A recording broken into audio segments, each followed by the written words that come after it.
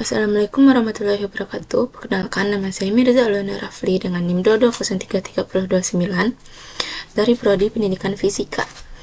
Baiklah, di sini saya akan menjelaskan tentang panel surya.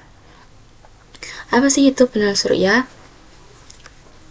Panel surya atau sel fotovoltaik adalah perangkat yang mengubah energi surya menjadi energi listrik dengan menggunakan efek fotovoltaik. Efek ini terjadi ketika cahaya mengenai semikonduktor dan mengubah foton menjadi elektron bebas yang mengalir sebagai arus listrik. Panel surya pertama kali dibuat pada tahun 1954 oleh Bell Telephone Laboratories.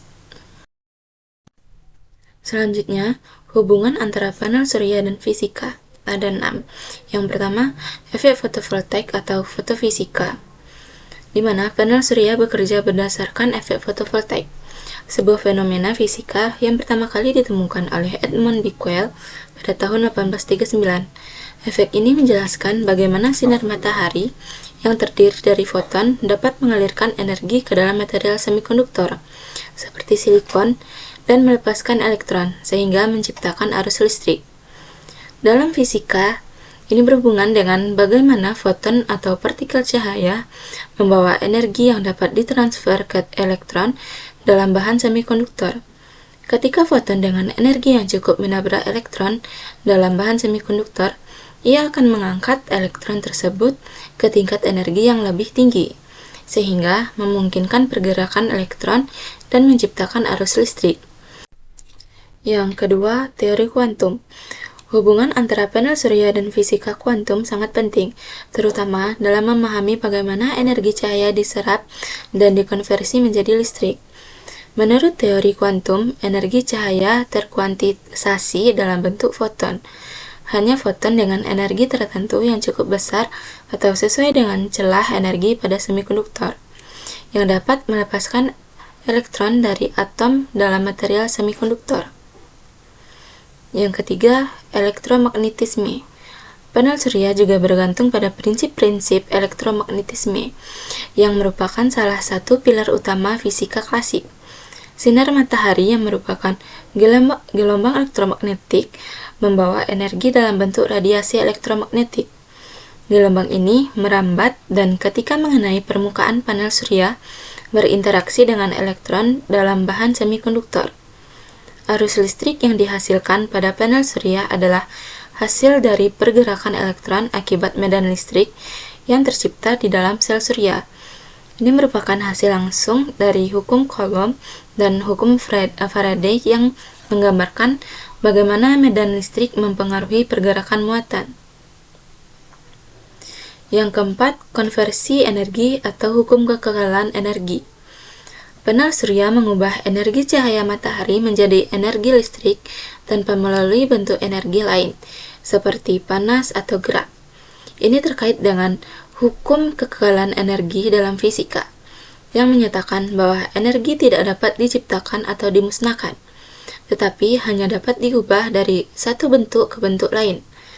Dalam konteks panel surya, energi dari foton diubah menjadi energi kinetik elektron, yang kemudian menghasilkan arus listrik. Ini menunjukkan aplikasi langsung dari konsep fisika dalam transformasi energi. Yang kelima, efisiensi energi dan material semikonduktor. Fisika juga berperan penting dalam penelitian untuk meningkatkan efisiensi panel surya. Efisiensi panel surya tergantung pada kemampuan material semikonduktor untuk menyerap foton dan melepaskan elektron. Fisika material, terutama fisika semikonduktor, membantu menjelaskan bagaimana elektron bergerak melalui bahan semikonduktor dan bagaimana kita dapat mengoptimalkan desain sel surya untuk meningkatkan efisiensinya. Penelitian fisika pada bahan semikonduktor baru seperti perovskite atau sel tandem membantu meningkatkan efisiensi konversi energi pada panel surya. Yang keenam, termodinamika dan radiasi matahari. Fisika termodinamika berperan dalam memahami bagaimana energi matahari diterima di permukaan bumi dan bagaimana radiasi matahari dapat dimaksimalkan untuk produksi energi. Hukum termodinamika seperti hukum Stefan Boltzmann menjelaskan bagaimana panas dan radiasi elektromagnetik dari matahari dihasilkan dan dipancarkan ke ruang angkasa, seperti bagaimana radiasi tersebut dimanfaatkan oleh panel surya untuk menghasilkan listrik. Selanjutnya, perkembangan panel surya. Sejarah panel surya dimulai pada tahun 1839 ketika fisikawan Prancis Edmond Becquerel menemukan efek fotovoltaik. Becquerel menemukan bahwa ketika cahaya matahari mengenai bahan tertentu, seperti elektroda yang dicelupkan dalam larutan elektrolit, hal itu dapat menghasilkan arus listrik. Pada tahun 1873, Willoughby Smith menemukan sifat fotokonduktif dari selenium. Penemuan ini dibukti oleh eksperimen yang dilakukan oleh William Grimes, Adam, dan Richard Day pada tahun 1876 yang menunjukkan bahwa selenium bisa menghasilkan listrik ketika terkena cahaya. Selanjutnya, lompatan besar dalam teknologi sel surya terjadi pada tahun 1954 ketika para peneliti dari Bell Laboratories, termasuk Daryl Chapin, Calvin Fowler, dan Gerald Pearson, mengembangkan sel surya berbasis silikon pertama. Sel surya ini memiliki efisiensi konversi sekitar 6% dan menjadi dasar untuk pengembangan panel surya modern. Pada tahun 1958, sel surya silikon digunakan untuk pertama kalinya dalam aplikasi ruang angkasa, yaitu pada satelit Vanguard 1. Panel surya ini digunakan untuk memberi daya pada satelit tersebut, membuka jalan bagi pengguna teknologi panel surya di lingkungan luar angkasa yang ekstrim. Selama krisis energi pada tahun 1970-an, penelitian energi alternatif termasuk tenaga surya meningkat pesat. Pemerintah di berbagai negara, terutama di Amerika Serikat, mulai memberikan pendanaan besar-besaran untuk penelitian dan pengembangan teknologi surya, yang memicu peningkatan efisiensi dan penurunan biaya produksi panel surya. Pada awal abad ke-21, terjadi lonjakan besar dalam produksi massa panel surya, terutama di negara-negara seperti Cina dan Jerman. Penurunan biaya produksi yang signifikan, disertai dengan peningkatan efisiensi, membuat panel surya menjadi lebih terjangkau. Negara-negara ini mulai memperkenalkan subsidi dan program insentif untuk mempercepat adopsi tenaga surya. Pada dekade 2010-an, terjadi inovasi besar dalam material sel surya dengan pengembangan sel surya perovskite yang lebih murah dan lebih efisien daripada silikon. Selain itu, sel surya tandem yang memadukan berbagai material untuk memaksimalkan penyerapan energi dari berbagai spektrum cahaya mulai berkembang pesat. Pada tahun 2020-an, tenaga surya telah menjadi bagian penting dari bauran energi di banyak negara. Dengan penurunan biaya produksi dan peningkatan efisiensi, banyak proyek pembangkit listrik tenaga surya skala besar yang dibangun di seluruh dunia, terutama di Cina, Amerika Serikat, dan India. Selanjutnya, komponen yang terdapat pada panel surya. Yang pertama, sel surya atau solar cell. Sel surya berbentuk persegi panjang atau bulat tersusun dalam satu lembaran besar, yang berfungsi sebagai elemen utama dalam panel surya yang melakukan konversi langsung energi matahari menjadi energi listrik melalui efek fotovoltaik. Bahan yang paling umum digunakan adalah silikon kristalin. Yang kedua, lapisan anti-refleksi atau anti-reflective coating. Tampak sebagai lapisan tipis di atas sel surya yang memberi permukaan warna biru atau hitam yang khas, yang berfungsi untuk meminimalkan pantulan cahaya pada permukaan sel surya, sehingga lebih banyak cahaya dapat diserap dan meningkatkan efisiensi panel. Yang ketiga, kaca penutup atau cover glass.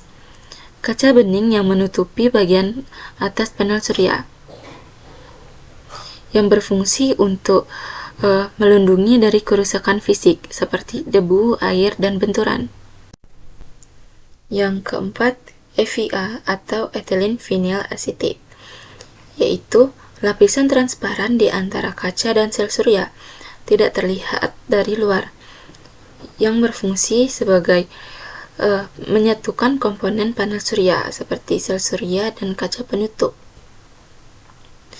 Yang kelima, lapisan penutup belakang atau backsheet, merupakan lapisan putih atau hitam di bagian belakang panel surya, yang berfungsi sebagai pelindung terhadap kerusakan lingkungan serta memberikan isolasi listrik. Yang keenam, frame atau bingkai. Bingkai logam yang mengelilingi panel surya yang terbuat dari aluminium dan berfungsi untuk memberikan struktur kokoh pada panel serta memudahkan pemasangan. Yang ketujuh, kotak sambungan atau junction box. Kotak kecil di bagian belakang panel surya tempat kabel-kabel terhubung. Yang kedelapan, dioda bypass, bagian dari junction box yang tidak terlihat langsung. Nah, dioda ini membantu mengalirkan arus listrik melewati sel surya yang tidak berfungsi atau terhalang bayangan, sehingga mencegah hilangnya daya secara signifikan. Selanjutnya, faktor yang menggantikan kebutuhan energi listrik skala rumah tinggi. Yang pertama, ada energi surya. Pada energi surya terdapat dua faktor. Yang pertama, panel surya yang memanfaatkan cahaya matahari untuk menghasilkan listrik melalui panel surya. Ini adalah solusi yang paling umum dan dapat mengurangi ketergantungan pada jaringan listrik. Yang kedua, sistem pemanas air tenaga surya yang menggunakan energi matahari untuk memanaskan air, yang sangat berguna untuk kebutuhan mandi dan mencuci. Yang kedua, energi angin. Turbin angin skala kecil dapat dipasang di area rumah untuk memanfaatkan angin sebagai sumber energi listrik. Ini cocok untuk daerah dengan angin yang cukup kencang. Yang ketiga, energi biomasa. Penggunaan biomasa, limbah organik dari rumah tangga seperti sisa makanan atau dedaunan dapat digunakan sebagai sumber energi. Ini bisa dilakukan melalui biogas atau kompor biomasa. Nah, untuk kompor biomasa, kompor yang menggunakan bahan organik seperti bahan bakar untuk memasak, mengurangi kebutuhan listrik untuk memasak. Yang keempat, energi geotermal. Pemanasan geotermal, menggunakan panas dari dalam bumi untuk pemanasan ruangan atau air. Ini bisa mengurangi penggunaan listrik untuk pemanasan konvensional. Yang kelima, energi hidro atau mikrohidro. Jika ada sumber air mengalir di dekat rumah, sistem mikrohidro dapat digunakan untuk menghasilkan listrik.